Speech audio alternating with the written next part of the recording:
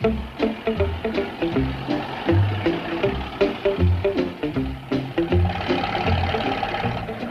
me to wait out here on the kid? Oh, come on up. Always seems a pleasure, Miss Jane. A heap to see you. Oh, good morning, Chief. Morning, Miss Hathaway. Oh, I'm expecting Mr. Clampett for a very important meeting. Will Jethro be with him? Probably. Come in and bring your book. I've decided to get rid of Calvin. Give his seat on the board of directors to Judge Back. We'll buy him new clothes, a new car, he'll join the club. He'll meet and mingle with important people. The first thing you know, Mr. Clampett will be hooked on the good life and won't want to go back to those hills. Especially if he has to draw the money out of his own bank. Oh, brilliant idea, right? Miss Hathaway, when I say right, question mark, you're supposed to say right, exclamation point. Miss Hathaway. Yes, Chief. What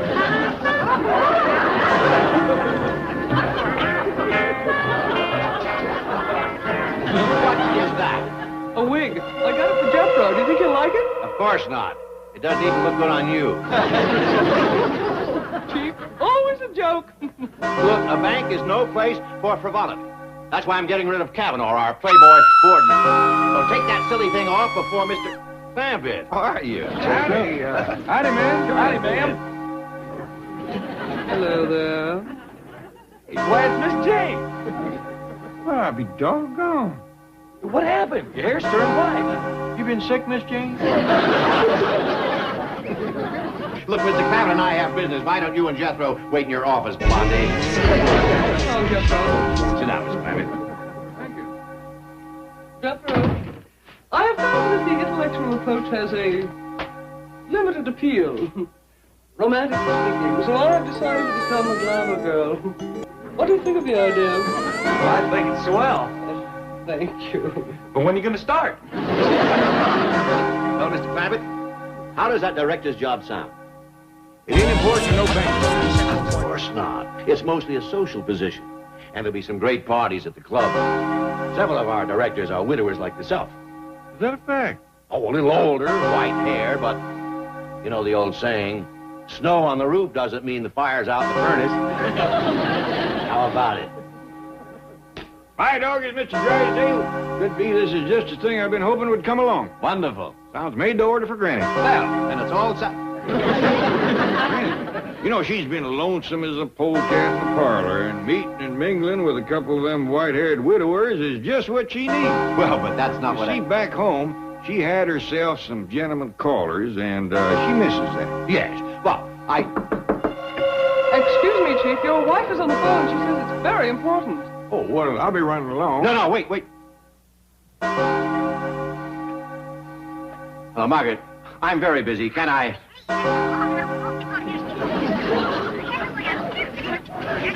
Yes, dear, you tell me all about it. Well, Mr. Drysdale, Jethro and me got to be getting home. You want me to speak to Granny about being a director? No. That is, I mean, not yet. You see, we'll take it under consideration. We'll figure out something. Well, you will hear from me. All right. Bye. Bye.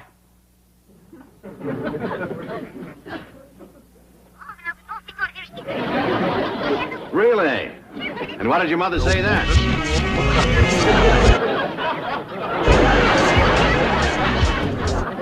Excuse me, Chief. Mr. Kavanaugh to you. Clifton to you, my dear.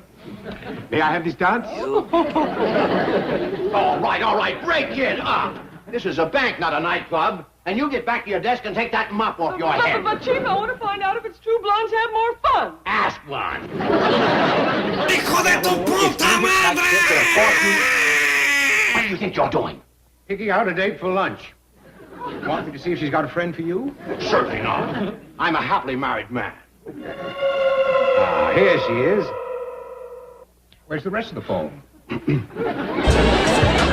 Yes, dear, I'm listening. Yeah. I didn't say anything. But you were thinking it.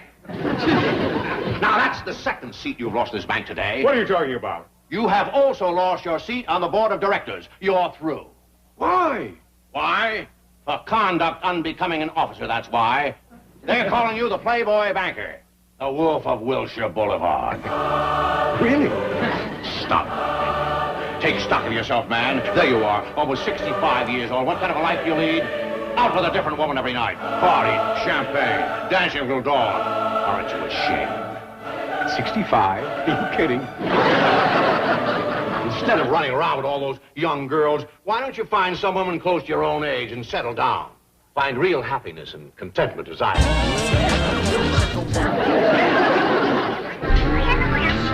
Yes, dear, I'm listening. There are plenty of lonely... What? Listen, Clifton. What if I were to save your bank directorship for you? Well, that would make me very happy, No, but... all you have to do is to make a certain lady happy. She feels lonely and neglected. Now, she's not exactly young, and perhaps you wouldn't find her attractive. No. She's your wife. I wasn't thinking of my wife. Sit down. The woman I have in mind is J.D. Clampett's mother-in-law. I've never met her. Sweetest little woman in the world. Lovely, petite, lots of fun. Granny, there's a city fella coming to call us. What's he selling? He ain't selling nothing. He just heard about you from Mr. Drydale, and he wanted to meet you. Now, you run on upstairs and get yourself all prettied up. For a city feller? Granny, this one's something special. He's a bank director. Now, run on up and put on a nice dress, huh? He don't like the way I look. He can look someplace else. All right, Granny, you know best. You better believe it.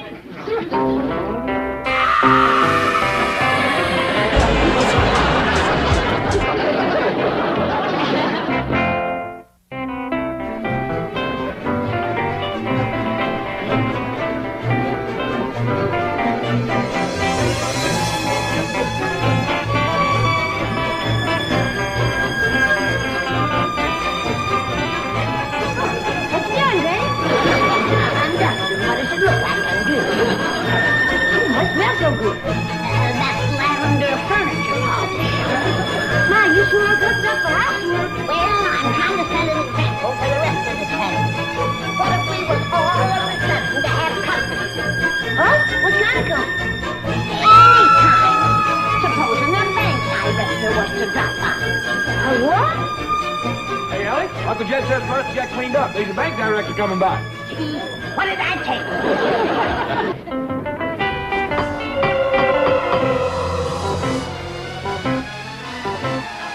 Who that is, Lady Jed, I'm busy. Well, that's probably your gentleman caller, Mr. Cavanaugh. Well, if it is, have him sit down. I'll get to him when I can. How do you do? I'm Clifton Cavanaugh. I believe Mr. Clampett's expecting... Yeah, come in, come in. I'm Jed Clampett. So you're J.D. Clampett, eh? Yes, sir. Pleased to meet you. Well, it's a rare treat to shake hands with you like this. Oh? That's the way I've always done it. Oh, I mean, you're quite a famous man with all those millions in the bank. Close to 50 now, isn't it? Well, to tell you the truth, Mr. Cavanaugh, I ain't never seen him to count 'em. But I got a nephew, Jethro, and he's right good at ciphering.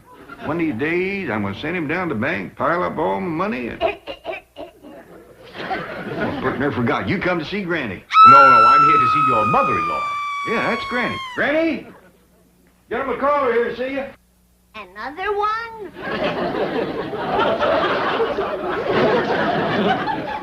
Granny, this here is Mr. Clifton Cavanaugh, and he has been wanting to meet you. He was coming. I'd have got fixed up a little. Yeah, I'm sorry about that. Well, I'm going to leave you two alone. There's a nice warm fire in the parlor.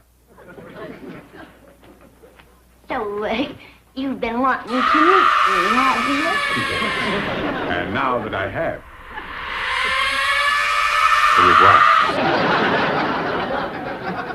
Hey, that's the wrong way. The parlor's in here. I dare not trust myself alone with you, you enticing creature. Going somewhere, Cavanaugh? Yes, as a matter of fact, He don't trust himself alone with me. Neither do I. That's why I'm here. There's a nice fire in the parlor, Mr. Cavanaugh. Cliff, my dear, that sounds perfectly wonderful, but it's getting late, you see, and I have to dress for dinner. Where are you taking Granny for dinner? Granny? Any place you say, Clifton. There's nothing I'd enjoy more than taking you to dinner. However, unfortunately, I already have a dinner date with my aunt. Dear, sweet, old Aunt Phyllis. She's been looking forward to it for a long time. Then there's no problem. You can take along Mr. Clampett for your aunt. That'll be just dandy. A nice horse. Yes, it would be. My car, though, only holds 2 people. Then take mine. Very nice of you, Milburn, but I promised Aunt Phyllis a ride in an open car. The dear old girl loves to look at the stars and bright lights. Then we can take ours. It's as open as they come. Well, then, it's all settled. I'll go speak to Mr. Clampett. Oh, wait. Mr. Clampett might not like Aunt Phyllis. I've seen some of these dear, sweet old aunts you take out for dinner. Mr. ¡Hijo de Clampett tu with a door. puta madre!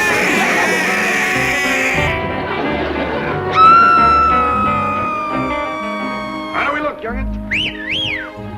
Dog, you two are sure gonna cut a deep rut tonight. We started out real right. I don't hardly think so, Ellie. Judging from Mr. Cavanaugh, his aunt must be well along in years. As far as that's concerned, he looks like he's waded as deep as water, too. I don't know, Jed. He still might have a little snap left in his garters. Where are you going, Granny? I'm gonna put a little vanilla extract behind my ears. If he's still got it, I aim to get it. Well, Granny sure is happy, ain't she, Paul? For a fact, Ellie, ever since she met that fella, she's been grinning like a butcher's dog. I bet you that's your date. Well, Jethro, you get Granny. Oh, howdy. Come in, come in. Thank you. Aunt Phyllis, this is J.D. Clampett. How do you do? Pleased to meet you. My doggy, you are the youngest looking aunt I ever did see. Not as young as that Granny. Oh, this here is my daughter, Ellie Mae. Howdy. Howdy. Saunders, Granny. Howdy, Cliffy. Are you ready to kick up your heels? You bet I am. Where's your aunt? Right here, Aunt Phyllis. This here's Granny. Your aunt? Right. Rather well preserved, isn't she? She sure is. Nice looking jar, too. There's Jethro. I told him to fetch the truck around for us. Truck? Good night, Ellie. Get to bed early, will you? I will, Pop. Have fun now. Night. We'll try. Are you serious about taking that old wreck nightclubbing? Yes, I am. And that's no way to talk about your own nephew. Aunt Phyllis?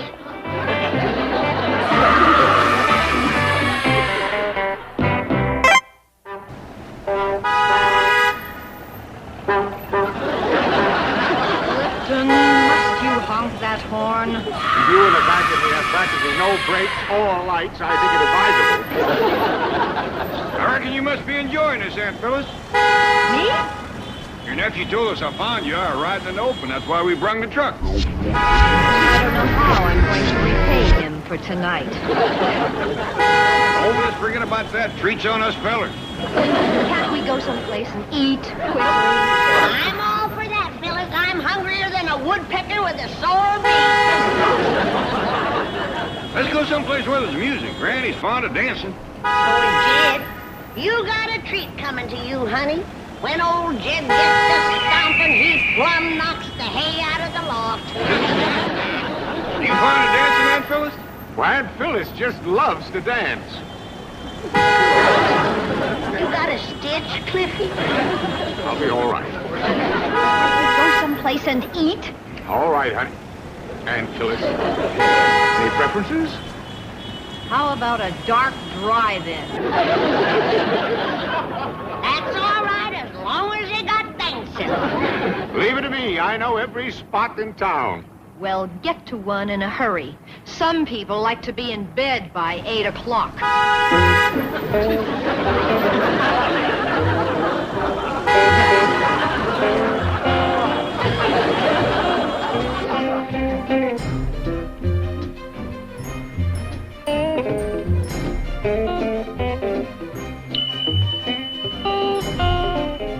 Are you sure you want this table in the corner? Yes. Well, this early I can seat you next to the dance floor if you prefer. This is the table we want. As you wish, madam. There ain't much business there. You're sure the food's good in here? Yes, madam, yes. I don't see no truck driver. That's always a good sign when the truck drivers eat at a place. Granny, I reckon it's mighty late for truck drivers to be eating. It's getting a bit late for me, too. Can we order, please? Cocktails before dinner? What do you say we have champagne? All right with me. I ain't choicey. Phyllis? Anything. Fine with me. Richelieu 59. Extra dry? I am. Extra dry. Thank you, sir. There's a dance floor. What do you say we work up a little appetite before supper? Well, there's no music yet. Oh, that won't need to stop us. I brought along Jed's harmonica. Please. Oh, you play the harmonica. That's just dandy. You and Jed can take turns. And while you're dancing, I'll play the water glasses. Lippy, what do you do? Well, I have a feeling that tonight I'm going to do a lot of drinking. What's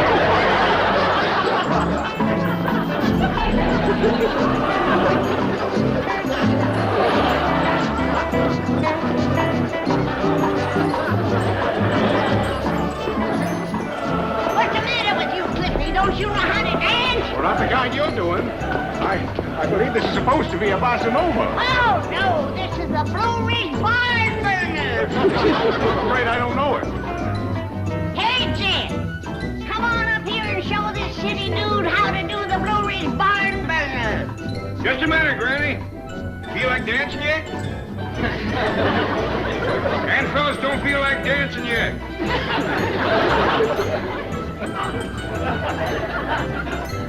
I reckon she's having mighty too much to drink. Yeah,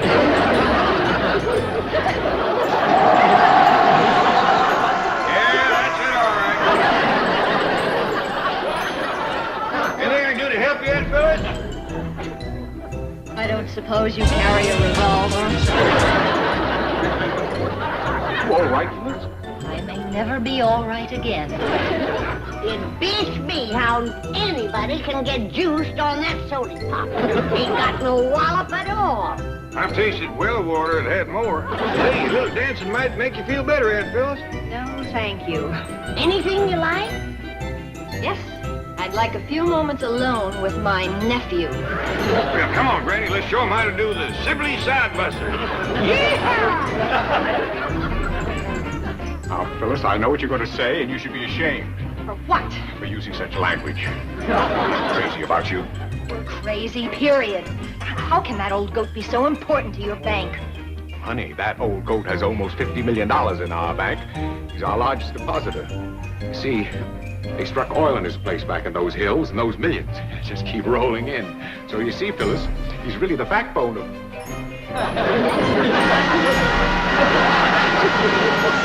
May I cut in? Feeling better, Auntie? Oh, I feel great. Go to it. You know the Sibley Sidebuster, do you? Oh, no, but I'll learn. And I'm going to show you a few things along the way.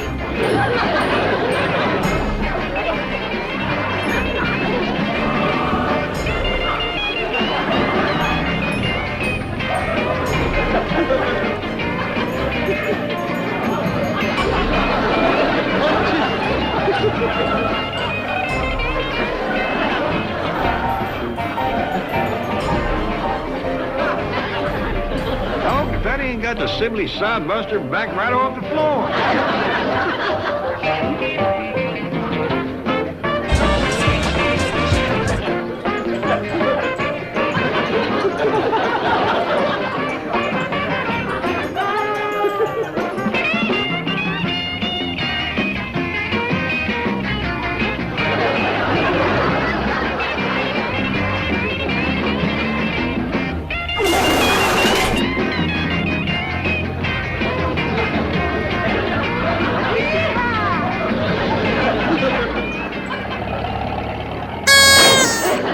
What happened? Where are we? Home.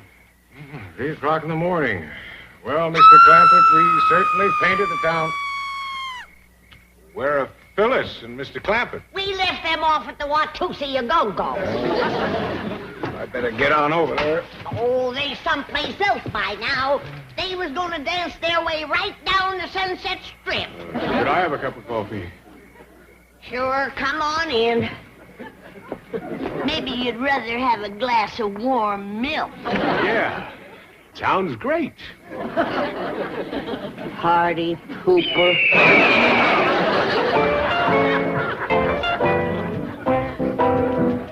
Party pooper.